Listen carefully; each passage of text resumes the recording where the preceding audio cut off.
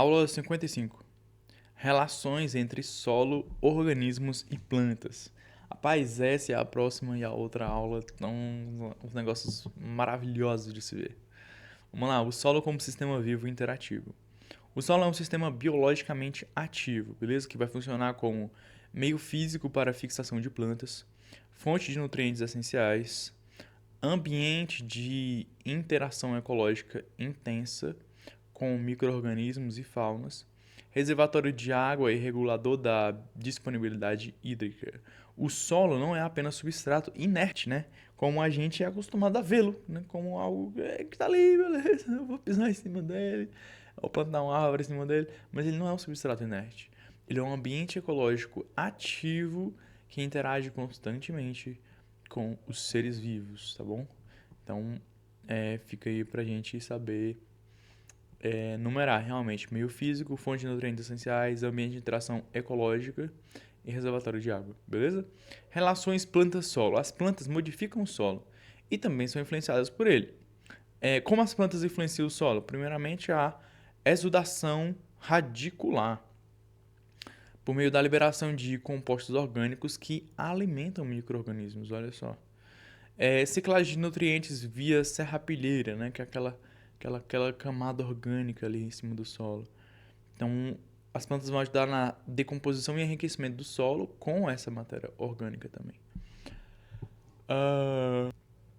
As plantas ajudando aí com sombreamento, olha só, a redução da temperatura do solo e a redução também da evaporação.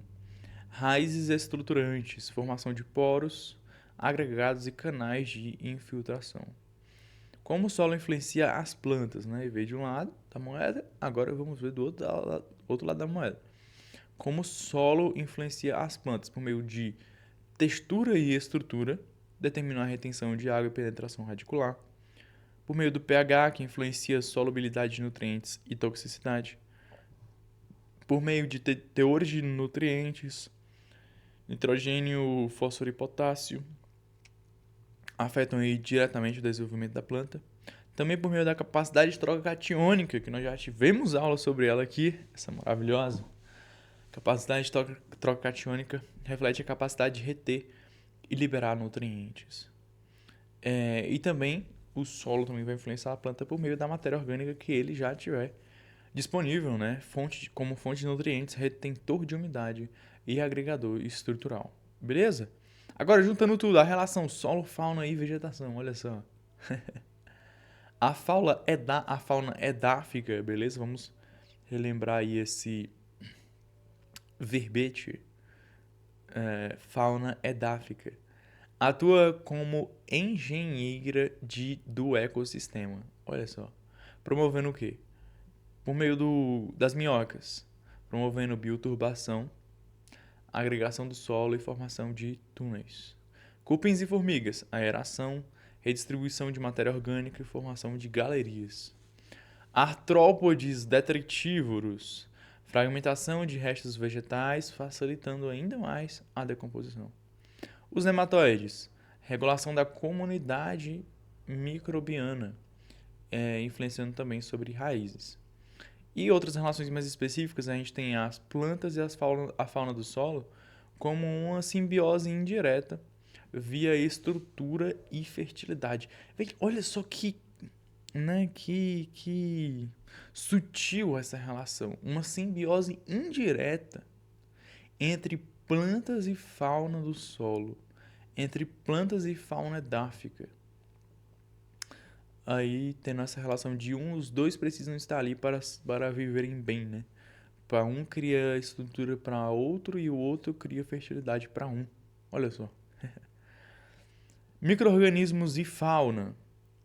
Alguns fungos e bactérias são dispersos por animais. Relação raízes e minhocas. As raízes penetram melhor onde as minhocas já cavaram, olha só. É real. Micro-organismos do solo e as plantas. Vamos lá. Bactérias rizosféricas. Bactérias rizosféricas. Relação com a planta. Vão promover o crescimento e proteger contra patógenos. As micorrizas, que são, né, os fungos especializados, aumentam a absorção de fósforo, água e também a resistência ao estresse. O Rhizobium, tá aqui a diferença. Hein? Eu não sei se eu falei anteriormente que micorrizas são as fixadoras de nitrogênio, mas na verdade é o Rhizobium, as bactérias Rhizobiums, que são fixadoras de nitrogênio, que associadas às leguminosas enriquecem o solo com nitrogênio, beleza? Enquanto que as micorrizas, que são fungos, Rhizobium acho que é bactéria, tenho quase certeza. As micorrizas são fungos e aí vão tratar da absorção de fósforo, água e resistência ao estresse. Tem também os fungos sapróbios. São aqueles que decompõem matéria orgânica e reciclam nutrientes. E tem também as actinobactérias. Olha só que maravilha. Porque elas produzem antibióticos naturais e controlam doenças.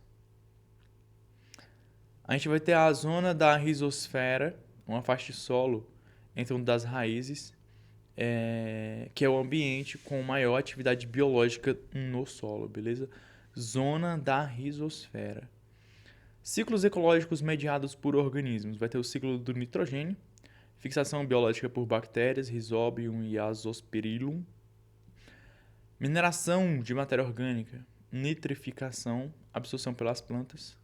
Ciclo do fósforo, liberado pela composição e pelas micorrizas, pela decomposição e pelas micorrizas.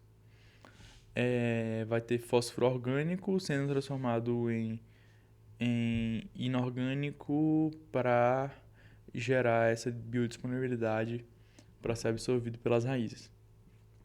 Ciclo do carbono, matéria orgânica vegetal se decompõe e vai ficar disponível também como CO2 ou humus. O fluxo do carbono entre as plantas, solo e atmosfera é regulado pela biota, justamente pela biota. Esse conjuntinho de seres vivos. Interrupções dessas relações e impactos. Contaminação química. Morte de micro-organismos benéficos, quebra de simbiose. Compactação, diminuição da fauna, impedimento da penetração radicular. Queimadas e desmatamento, redução da matéria orgânica e extinção local de espécies. Uso excessivo de fertilizantes e pesticidas, causando o desequilíbrio da microbiota, a acidificação do solo e até mesmo proporcionando a lixiviação também. Aplicações periciais e ambientais, supressão da vegetação, recuperação de áreas degradadas, contaminação do solo, avaliação da qualidade do solo por meio dos bioindicadores e também questões de licenciamento. Beleza? Fechou? Então fechou.